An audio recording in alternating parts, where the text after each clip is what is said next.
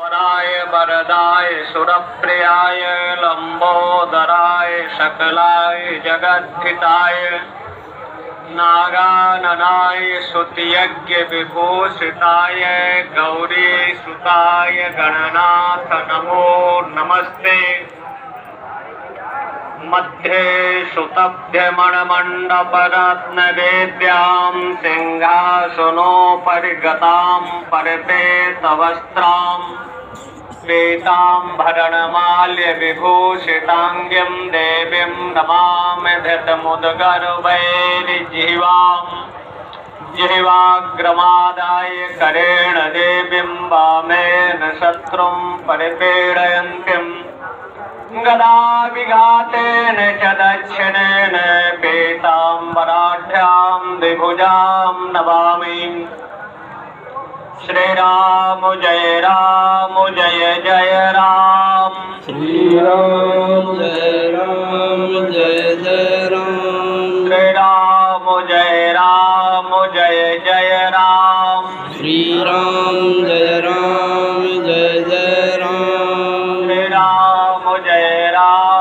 जय जय राम।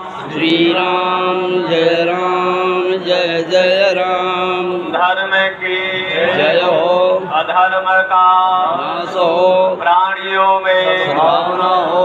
गौ माता की जय हो, भारत माता की जय हो, तीर्थराज प्रयाग की जय हो, यज्ञ भगवान की जय हो। हर हर महादेव। अभी आप लोग भागवत कथा का रसास्वादन व्यास जी के द्वारा श्रवण कर रहे थे। भगवान कृष्ण जन्म तक तो उस समय की जो भौगोलिक परिस्थितियां थी, सत्ता निरंकुश थी और एक तरह से अपराध चरम सीमा पर था। कंस की चंडाल चौकड़ी ने ऐसा उत्पात मचा रखा था। एक तरफ जैसे आज सरकारी संरक्षण में बालिकाओं का वध हो रहा है, भ्रूण हत्या के माध्यम से। एक तरफ सरकार का नारा बेटी बचाओ बेटी पढ़ाओ और दूसरी तरफ खुलेआम लाइसेंस डॉक्टरों को देकर लैंगिक परीक्षण कर 60% परिवार बालिका के जन्म होने से पहले ही उनका कत्लेआम किया जा रहा है। आज से लगभग 5500 वर्ष पूर्व कंस अपने जीवन में इतनी अनैतिक, अलोकतांत्रिक, अमर्यादित, असंवैधानिक, यहाँ तक सत्ता के मद में, अपने बाहुबल के मद में अपने माता पिता को ही बंदी बनाया, बहन और जामाता को भी बंदी बनाकर जेल में डाल देता है और उन परिस्थितियों में अपने 7 भांजों का कत्ल कर देता है।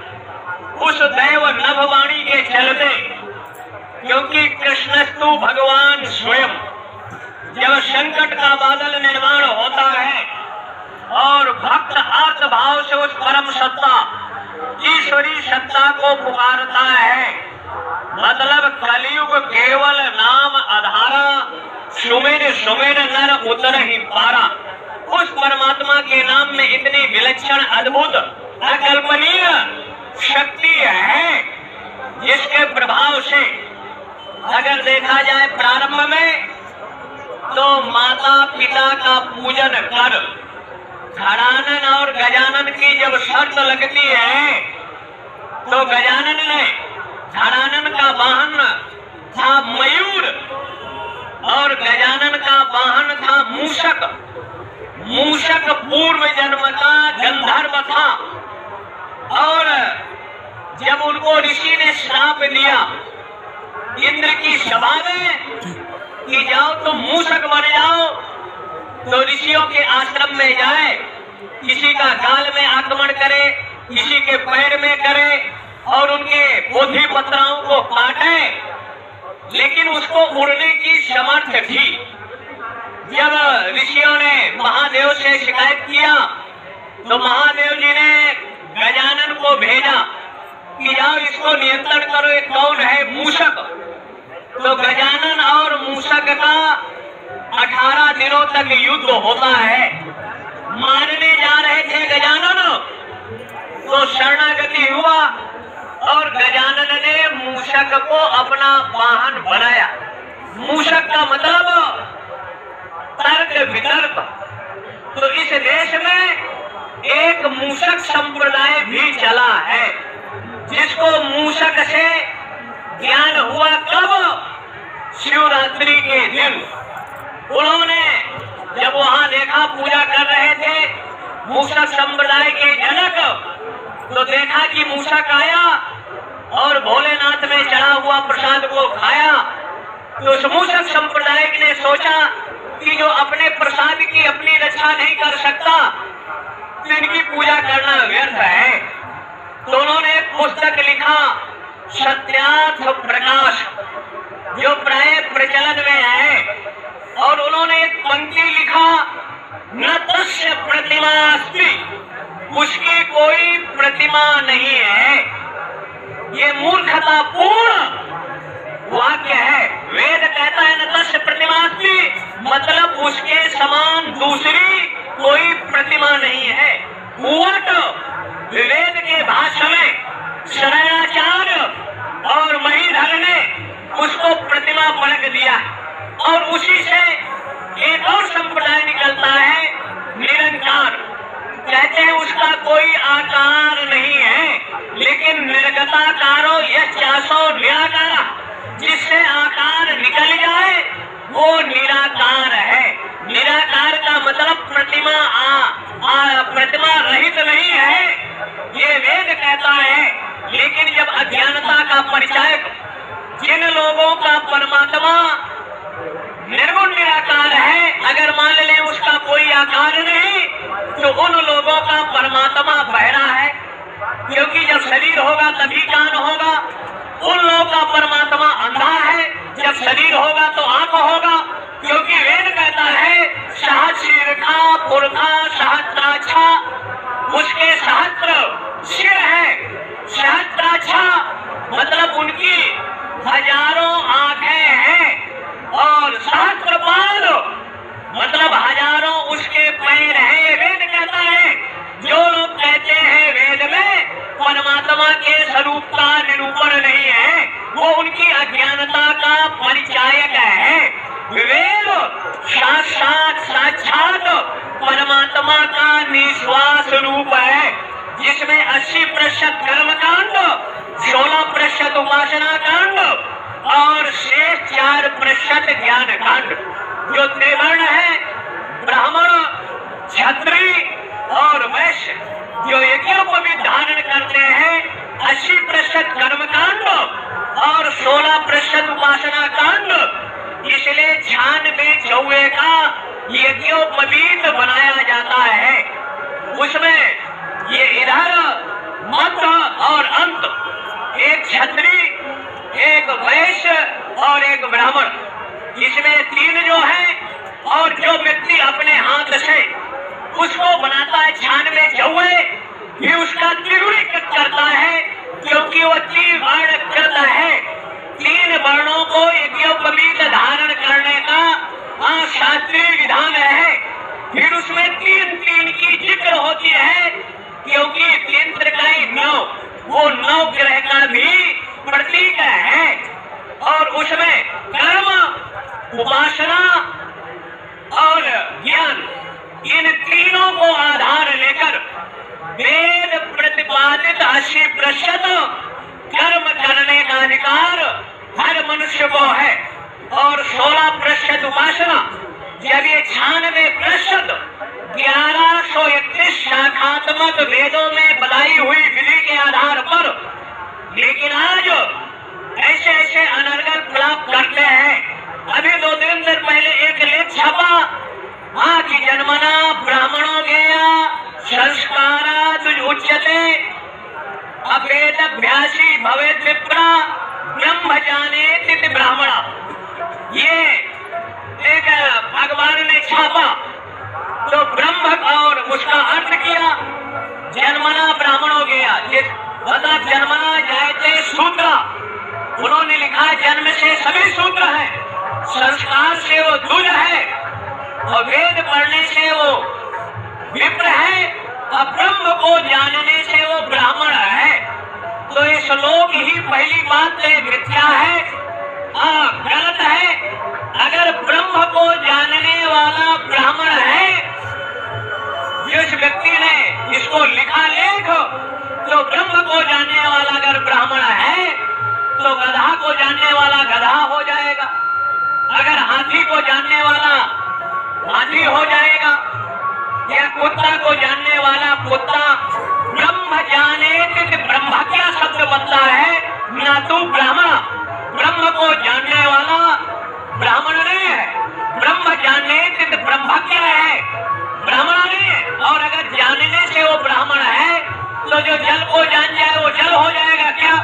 ऐसे अनर्गल आलोकतांत्रिक अमर्यादित टिप्पणी कर अपनी मूर्खता का परिचय देते हैं। वेद किसी की गति नहीं है। मैक्स मूलर, शेक्सपियर, लेनिन, काबिल बुल के जैसे 27 विद्वानों ने वेदों को कहा ये गप है, आंख मूंदना और थपौड़ी पीटना ये तो हिजड़ों का काम है। ऐसे अनेर्गल लगभग 600 पेजों में इंग्लैंड से मैं संपूर्ण राजी लेनिन, काबिल मुल्के का उन्होंने वेदों के बारे में लिखा, लेखनी चलाया। लेकिन वेदांत पारिजात धर्म सम्राट स्वामी कर्पात्री जी महाराज ने इन सब का खंडन मंडन करो। वेद का जो मूलतः अर्थ है विद सत्तायाम धातु से, मतलब जो ज्ञान का अक्षय भंडार है। वेद किसी की रचना नहीं है और वेद का कोई काल नहीं है। वो ऐसे व्यास का काल है, तुलसी का काल है, वैसे जो वेद निस्वार्थ रूप है लेकिन काल मीमांसक उसके बारे में लिखते हैं कि वेद के बारे में। वैसे जो काल मीमांसक है लिखता है 55 मील 56 खरब 38 अरब 71 करोड़ 81 लाख 996 वर्ष 38 घटी 56 विग्रह 1.5 निमेष पूर्व।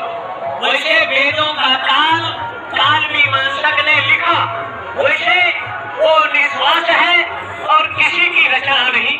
लेकिन अब जो भी मंत्र है उसके ऋषि है, देवता है, छंद है। ऋषि देवता छंद की जो संहिता है उसको आधार लेकर अगर हम ले तो ऋषियों वही मंत्र दृष्टारा महत्वकार का। ऋषियों ने जो समाधि की स्थिति में लिखा, इसलिए उस मंत्र के वो दृष्टा हुए, ऋषि हुए। और छंद की छंद में है अनुष्टुप छंद है, त्रिष्टुप छंद आदि अनेक छंदों का निरूपण है। अब इन छंदों के बोध के लिए आपको व्याकरण का बोध करना पड़ेगा। 8 तरह का व्याकरण है और उन व्याकरणों में से अगर किसी के हाथ ना हो तो जीवित रह सकता है, किसी के कान ना हो तो जीवित रह सकता है, किसी की आंख ना हो तब भी वो जीवित रह सकता है, किसी की नाक ना हो तब भी जीवित रह सकता है, और अगर किसी के पैर ना हो तब भी वो जीवित रह सकता है। लेकिन अगर मुख ना हो तो मुख हीनो न जीवति, मुख से हीन व्यक्ति जीवित नहीं रह सकता। तो मुखम व्याकरणम, ये खड़ंगो धेयो वेदों के आचा जो 14 विद्याएं हैं, इनका मुख है व्याकरण। और व्याकरण का जन्म कैसे हुआ? तो नित्यावसाने नटराज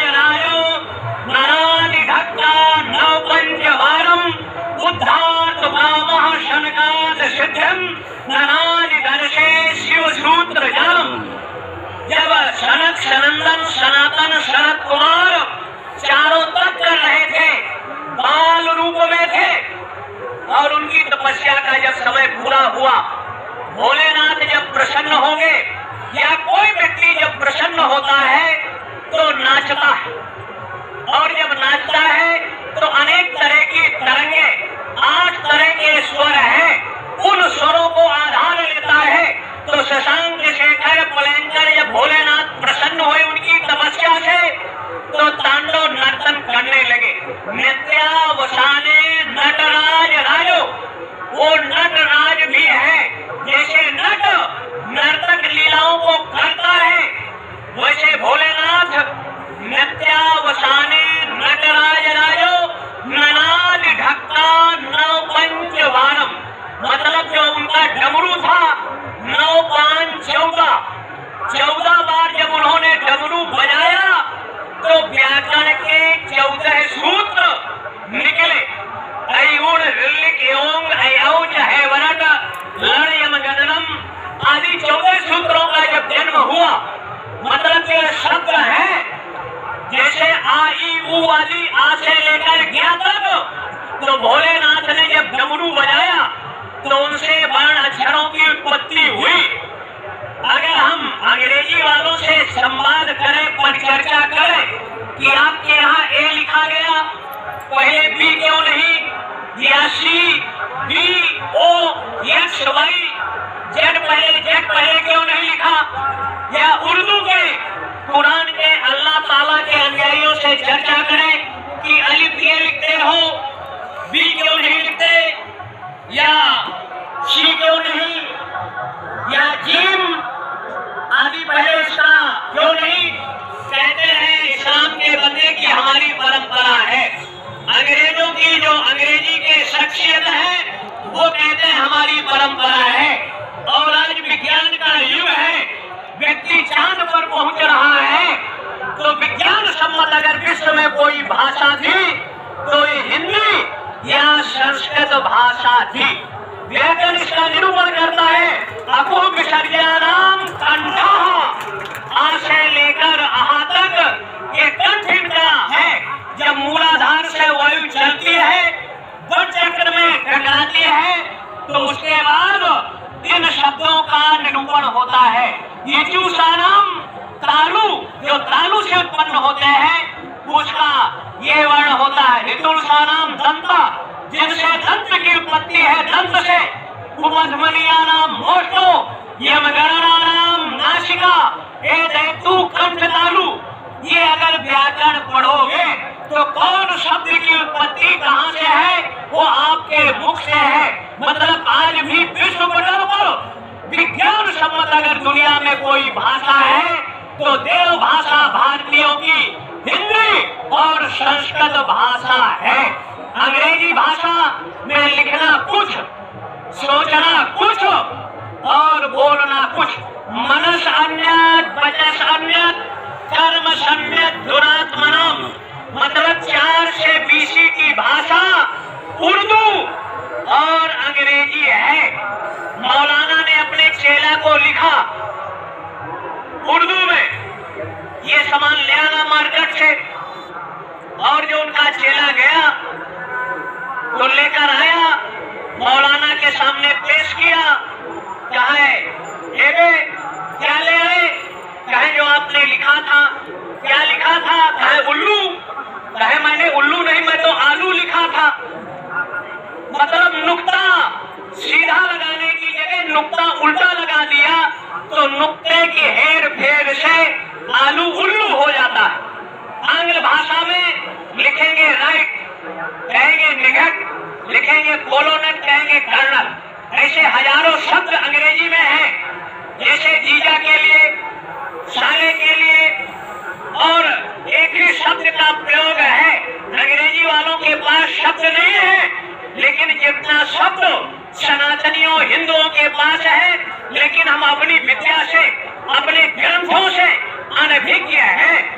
और उसी का ज्ञान देने के लिए 14वें मनवंतर के 28वें त्रेता में यह बल ऋषि यहाँ प्रादुर्भाव होता है, जिनका भरद्वाज आश्रम यहाँ है। भरद्वाज जी ने ये मेला की व्यवस्था किया, और व्यवस्था करते हुए उन्होंने विमान के सूत्रों का निरूपण वर्णन भी किया है। और एक तरह से बड़ा वैज्ञानिक के रूप में भरद्वाज जी यहाँ थे। और तब गंगा जो आनंद भवन आज का है, मतलब 1,56,000 वर्ष पूर्व, उस समय यहाँ 18 आश्रम हुआ करते थे, और उन आश्रम में ऋषियों की प्रणाली थी। और तब से आज तक धीरे धीरे गंगा किलोमीटर दूर यहाँ आ गई। तब से गंगा का आधार अवलंबन है और यहाँ आते किस लिए है? तो गंगा में स्नान करने के लिए।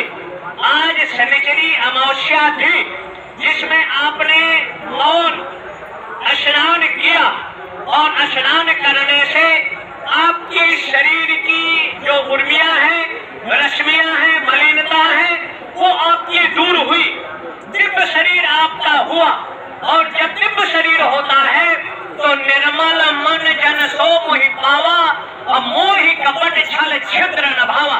निर्मल मन से जब हम यहाँ परमात्मा के नाम का अवलंबन लेते हैं तो हमारी चित्त वृत्ति परिष्कृत होती है, मन के विकार दूर होते हैं, तो भगवत प्राप्ति का मार्ग प्रशस्त होता है। और जो मौनी अमावस्या को ब्रह्मद्रवा गंगा और प्रेमद्रवा यमुना अदृश्य सरस्वती में डुबकी लगाता है, उसके 7 जन्मों की सुषुप्त परी सरस्वती जागृत होती है, उसकी बुद्धि में विकार निर्माण नहीं होता। आज ये लगभग ज्योतिष के साथ पर चंद्र सिद्धांत के आधार पर ये 20 वर्षों पर शनि और माघ का प्रयोग आया है, शनिवार का, जिससे प्राकृतिक, भौगोलिक और साइंस की दृष्टि से कुछ प्रकृति के परिवर्तन हो गए। लगभग 15-20 देशों में अत्यधिक बर्फ पड़ सकती है, बर्फ ग्लेशियर बढ़ सकता है, कहीं वृष्टि अत्यधिक हो सकती है।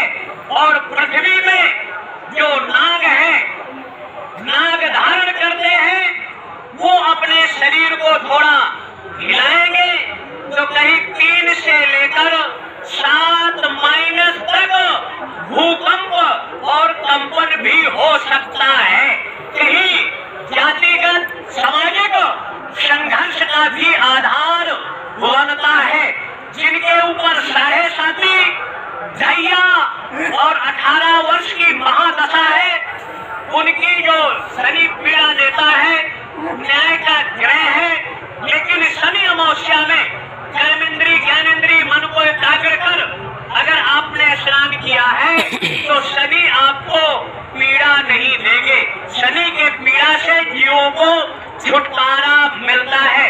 शनि अमावस्या में शनि से काले तिल से हवन करें या पीपल के वृक्ष में थोड़ा दुग्ध, जल और काले तिल डालकर शनि का मंत्र प्रयोग करते हुए अगर पीपल की जड़ में देंगे तो भी शनि आग्रह आपको पीड़ा नहीं देगा। शनि एक ऐसा ग्रह है जिस पर आता है। एक बार कैलाश में गए, भोलेनाथ के यहाँ शनिदेव, भोलेनाथ को प्रणाम किया, कहे कहिए कैसे आगमन हुआ? कहे ज्योतिष शास्त्र के आधार पर आप पर हमको 18 वर्ष रहना है। कहाँ रहे? कहे सर में रहने के लिए अच्छा रहेगा। क्यों? क्योंकि सर में चंद्रमा है तो बिजली की कोई समस्या नहीं होगी और गंगा जी भी है तो जल का कोई प्रॉब्लम नहीं होगा और सर में रहेंगे तो अच्छा रहेगा। तो शनि नाटा था, काला कलुटा था। अब भोलेनाथ पद्मासन पर बैठकर लगभग 11 फुट ऊंचा उनका शरीर था। जब वो छलांग लगाकर उनके सर पर बैठना चाहा तो भोलेनाथ ने कहा गंगा को जरा इनका स्वागत ठीक से करना। तो गंगा का प्रवाह लगभग 300 प्रति घंटे के हिसाब से उसकी धारा प्रवाह, अगर हम दो मुख में जाए तो अगर थोड़ा सा व्यक्ति चूक जाए तो गंगा में बह जाए, और अगर गंगोत्री गए हो तो वहां भी बड़ा तेज प्रभाव है। तेज इतना प्रवाह कि तनिक से फिसले नहीं तो 5-7 सेकंड में 200-400 मीटर आप बह जाए। और उसका जल बर्फ जैसे फ्रीज में आप बर्फ रखते हो, बिल्कुल श्वेत गंगा जल जो है बिल्कुल दूध जैसा वो निकल रहा है। जहाँ भगीरथ ने तपस्या किया, जब गंगा जी ने करंट मारा तो लगभग वो 250 किलोमीटर आकर हरिद्वार में गया। फिर पहुंचा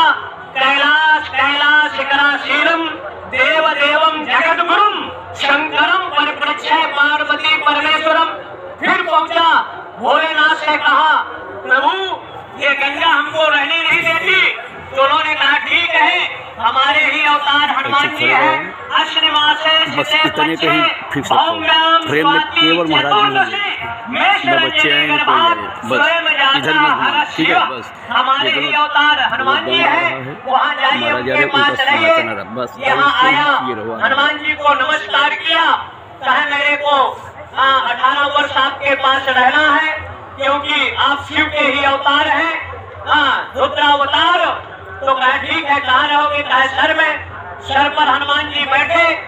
तो शनि सोच रहा कि इन्होंने बड़ी उथल पुथल मचाया, लंका को जलाया, जरा इनकी भी खबर लें, ये सोच ही रहे थे शनिदेव। तो हनुमान जी ने 5000 मीट्रिक टन का द्रोणाचल का पत्थर उठाया और अपने सर में रखा। दूसरा पत्थर उन्होंने 10,000 मीट्रिक टन जो है केदार पहाड़ का उठाया और अपने सर में रखा। तीसरा 50,000 मीट्रिक टन का पत्थर उठाकर सर पर रखा। कहे क्या कर रहे हो? कहे हमारा जान ले लोगे क्या? हनुमान जी ने कहा 1 दिन के लिए, 2 दिन के लिए, अन्य 3 दिन के लिए आता है तो गेस्ट हाउस की व्यवस्था करता है, व्यक्ति अच्छा सा खाने पीने की व्यवस्था करता है। आपको 18 वर्ष हमारे यहाँ रहना है तो गर्मी में शीत ना लग जाए, गर्मी में गर्मी न लग जाए, शीत में ठंडी न लग जाए, बरसात में कहीं नमक जैसे गल न जाए। इसलिए फर्स्ट सेकंड थर्ड स्टोरी इसी में आप घूमते रहिए। शनि रोने और गिड़गिड़ाने लगे। हनुमान जी ने कहा एक शर्त है, हम आपको छोड़ देंगे, लेकिन जो शनिवार को हमारी पूजा करें या हमको चोला चढ़ाए या शनि स्तोत्र, हनुमान चालीसा या बजरंग बाण का पाठ करे, उनको पीड़ा मत देना। हनुमान जी ने छोड़ दिया, क्योंकि और तो ये शनि अमावस्या में जो शनि पीड़ा आदि का उपयोग है, उससे छुटकारा पाने के लिए हनुमान जी का दर्शन कर लो, पूजन कर लो, तो भी शनि आपका कुछ बिगाड़ नहीं सकता। लेकिन ये इतना प्रबल है, अगर देखा जाए युधिष्ठिर वो विक्रमादित्य उज्जैनी के राजा थे और 9 ऋषियों को बुलाया। उन्होंने कहा भाई 8 ग्रहों का वर्णन करें। तो सूर्य, चंद्र, मंगल, बुध, शुक्र और सोम, अनेक ग्रहों का वर्णन ऋषियों ने किया।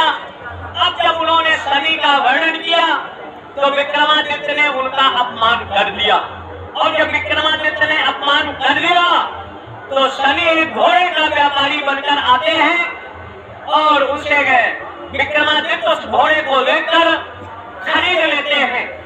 कहे हम पैसा तभी देंगे जब इसको जरा 1-8 किलोमीटर चढ़कर देख ले। और विक्रमादित्य सवार हुए कि वो शनि रूपी घोड़ा काला इतनी तेजी से भागा तो उज्जैनी से चढ़कर तमिलनाडु में जाके जंगल में, तमिल और महाराष्ट्र के बीच का जो आज जहाँ नक्सली क्षेत्र कहा जाता है, उस क्षेत्र में विक्रमादित्य को गिराया। और तमिल के जो उस समय के एक राजा थे, विक्रमादित्य का उनका झगड़ा था, बंदी बना लिए गए। उन्होंने विक्रमादित्य को मारना चाहा, लेकिन हाथ पैर तोड़वाकर जंगल में फेंक दिया। एक तेली था, वो विक्रमादित्य को ले गए और इधर उनके राज्य में बड़ी अशांति का वातावरण हुआ। उनका मंत्री उनकी पत्नी को मारकर राज हड़पना चाहता था, बेटी और बेटे को मारना चाहता था। तो रुद्रांत नाम का ऋषि थे उस समय उज्जैनी में, वो उनकी पत्नी गई और कहा आपके पति पर शनि की महादशा